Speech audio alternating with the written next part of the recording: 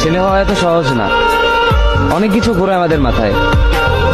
সব তো তোমার বইলা বোঝানো যাবে না, তারপরও কিছু বলি শোনো। আমরা ছেলেরা বউর সামনে মার সাথে ভালো করে কথা বললে মারা চলে থাকা সন্তান, আবার মার সামনে বউর সাথে ভালো করে কথা বললে বউর গোলাম। নিজের ছেলে মেয়েদের যদি মারি আমাদের দয়া মায়া নাই, আর ওই ছেলে মেয়েদের যদি কিছু না বলি আশকারা দিতেছি। নিজের বউরে দিয়া যদি জব করাই সেই ক্ষেত্রে আমি বউর কামাই খাই, আর যদি বউরে দিয়া জব না করাই আমি সন্দেহ করি। সারাদিন ঘরের বাইরে থাকলে আমরা ভাদাইম্মা, আর যদি ঘরের ভিতরে থাকি তাহলে বেকার, কাজ কাম নাই।